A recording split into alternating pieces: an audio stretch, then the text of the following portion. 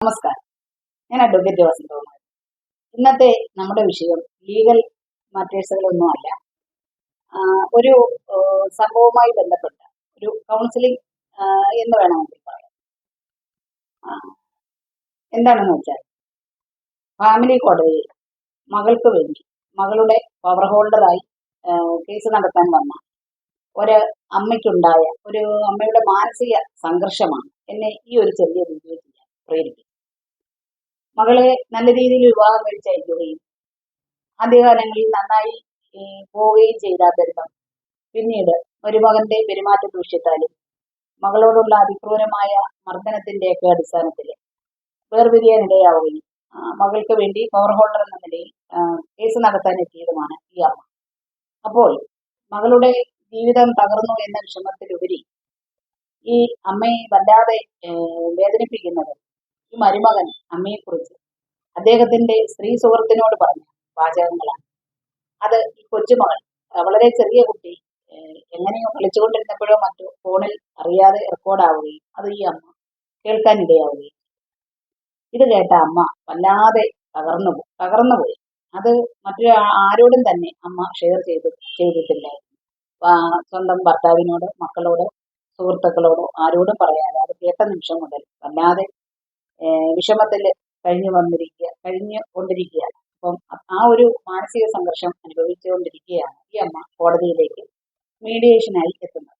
അപ്പോൾ മീഡിയേഷന് അറ്റൻഡ് ചെയ്യുന്നതിനോ മറ്റ് യാതൊന്നിനും തന്നെ അവര് മാനസികമായി പ്രിപ്പയർഡ് അല്ലായിരുന്നു. മീഡിയേറ്റർ പറയുന്ന കാര്യങ്ങളൊന്നും തന്നെ മനസ്സിലേക്ക് എടുക്കുന്നതിനോ ഒന്നും തയ്യാറല്ലാത്ത വിധം വല്ലാതെ കരഞ്ഞുകൊണ്ടേയിരിക്കുകയാണ്.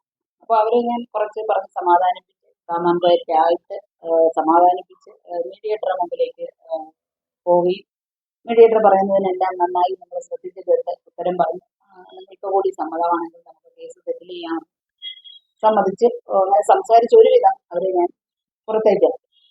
അപ്പോൾ ഈ അമ്മയുടെ ഏറ്റവും വലിയ വിഷമം, ഈ മരുമകൻ ഇത്രയും നാള് ഈ അച്ഛനോടും അമ്മയോടും ഏറ്റവും നല്ല സ്നേഹത്തോടെയും നല്ല ലവബിളായി റെസ്പെക്ട്ഫുള്ളായി ഒബീഡിയന്റായി പെരുമാറിക്കൊണ്ടിരുന്ന ആളിൽ നിന്നാണ് ഇത്തരം വാചകങ്ങൾ കേൾക്കാനിട വന്നത് എന്നാണ്.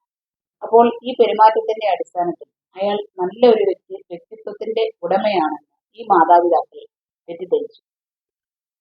അതുകൊണ്ടാണ് അവർക്ക് ഇത്രയേറെ വിഷമിക്കേണ്ടി വന്നത്.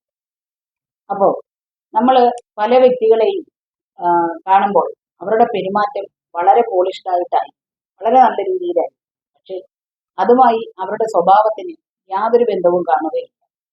അങ്ങനെ അല്ലാത്തവരും കണ്ടേക്കാം കേട്ടോ. അതുപോലെ തന്നെ ചിലരുണ്ട്, പെട്ടെന്ന് ദേഷ്യപ്പെടും, മുഖത്ത് നോക്കി ഇഷ്ടമല്ലാത്ത കാര്യങ്ങളൊക്കെ പറയും. അപ്പം അവരെ പ്രഥമ ദൃഷ്ട്യാ ചിലപ്പോൾ നമുക്ക് ഇഷ്ടപ്പെട്ടെന്ന് വരില്ല, പക്ഷെ അതിൽ നിന്നും വിരുദ്ധമായിരിക്കും അവരുടെ സ്വഭാവം, അതായത് ക്യാരക്ടർ. അതുകൊണ്ട് ഒരാളുടെ ബിഹേവിയറിന്റെ അടിസ്ഥാനത്തിൽ അയാളുടെ ക്യാരക്ടർ നിർണ്ണയിക്കുക എപ്പോഴും സാധ്യമായിരിക്കുകയില്ല. പിന്നെ മറ്റൊരു കാര്യം, മറ്റൊരാളുടെ കമന്റിലോ വിമർശനത്തിലോ തളരാതെ ഇരിക്കാനുള്ള ആർജവം നിങ്ങൾ നേടിയെടുക്കുക. അതെല്ലാം തന്നെ അർഹിക്കുന്ന അവഗണനയോടെ തള്ളിക്കളയാനും പഠിക്കുക. മറ്റാരാലും മുറിവേൽപ്പിക്കാൻ കഴിയാത്ത വ്യക്തിത്വത്തിൻ്റെ ഉടമയായി മാറട്ടെ നിങ്ങൾ. നമുക്ക് ചുറ്റിനുമുള്ളവർ, അതായത് നമ്മുടെ സ്പൗസ്, നമ്മുടെ മക്കൾ, നമ്മുടെ ബന്ധുക്കൾ, സുഹൃത്തുക്കൾ, സഹപാഠികൾ, സഹപ്രവർത്തകർ, ഇവരുടെ എല്ലാം ബിഹേവിയറും ക്യാരക്ടറും തിരിച്ചറിയാനുള്ള തിരിച്ചറിവ് നേടുക എന്നുള്ളതാണ് ജീവിത വിജയത്തിന് ആധാരം. Thank you.